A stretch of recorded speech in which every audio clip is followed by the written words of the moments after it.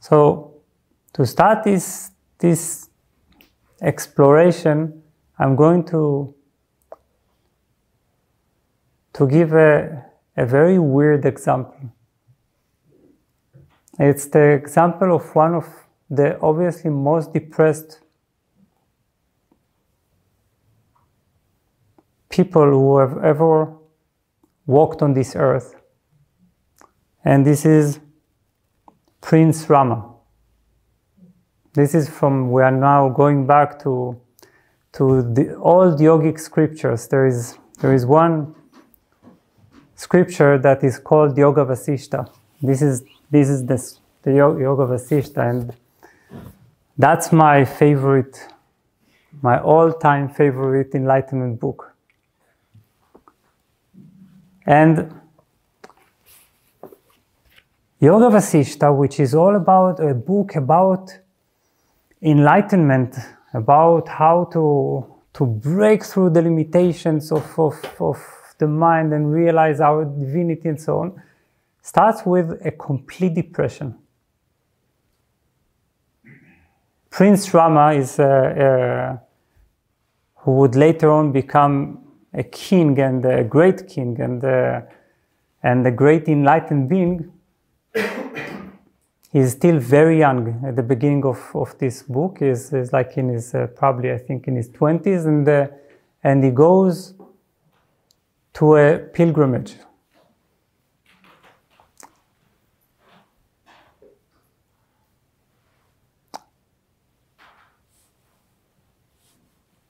And he returns from this pilgrimage in a very strange state. His father becomes extremely worried.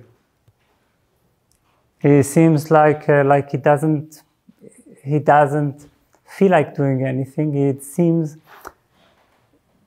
it appears unhappy, indifferent. And the king is so worried that at those times kings had really interesting advisors. He invited his personal advisor, who was called Vasishta, a really great enlightened being, and asked him to discuss this state of depression with Rama. So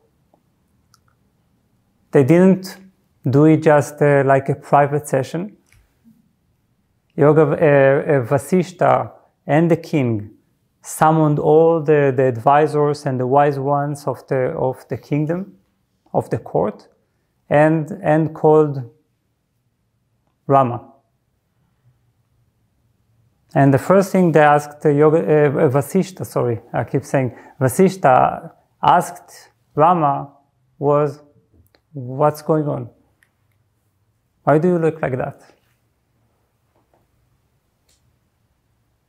Now though I'm deeply tempted, I'm not going to read the whole 12 pages of the answer, because these 12 pages are like one of the most beautiful speeches that anyone could ever write or speak. But I'm going to just read to you the first 2 paragraphs in which Rama begins his answer. And he says, "Holy Sir, I grew up happily in my father's abode. I was instructed by worthy teachers. Recently, I went on a pilgrimage. During this period, a trend of thought has taken hold of me, robbing me of all hope in this world. My heart begins to question, what do people call happiness, and can it be had in the ever-changing objects of the world? All beings in this world take birth but to die, and they die to be born. I do not perceive any meaning in all these transient phenomena, which are the roots of suffering and sin.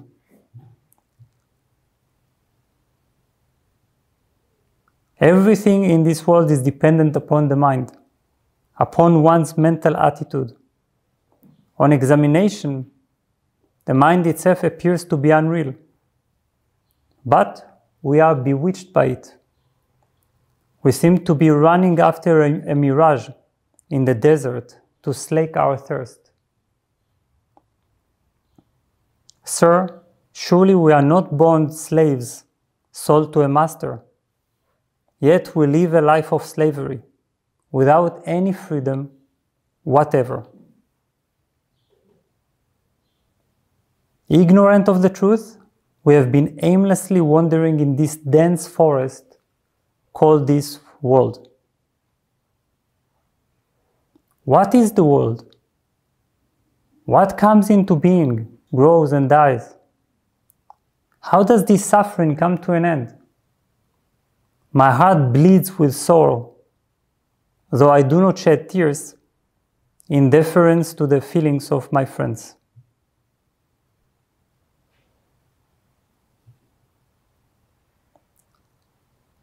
So Rama's heart bleeds with sorrow. And that's a state of depression. He basically begins to talk for 12 pages to describe his depression. It speaks about everything in life, how meaningless it is, how pointless it is. And probably nowadays he would have been given antidepressants to immediately calm down this perception. And instead, after the 12 pages, Vasishtha tells him, obviously you know everything. I have nothing more to tell you. All you need is a confirmation. Now, how can this be? How can this be that such a terrible description of such disillusionment seems to Vasishtha like a very encouraging sign, like a gate, not a crisis.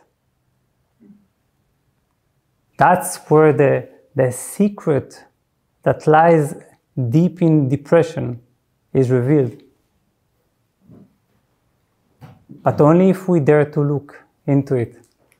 If it's scary, and I can understand if it's scary, it's not easy. Because it's as if we feel that all of our mental and emotional constructs, all of the things that made us feel secure, grounded, all of the anchors, the psychological anchors, they are just fading away. And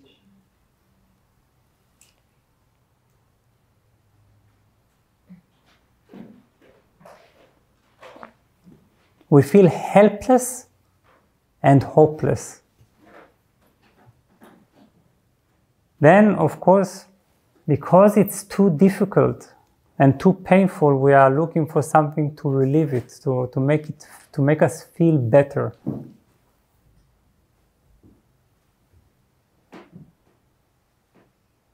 Because what is this state? Robbing me of all hope in this world. We usually talk about hope as something so good, you know, hope for the better, or hope for the future, hope that things will turn well eventually. And here, Brahma has no hope. Can this be a good state? Can this be used? Can this lead to transformation?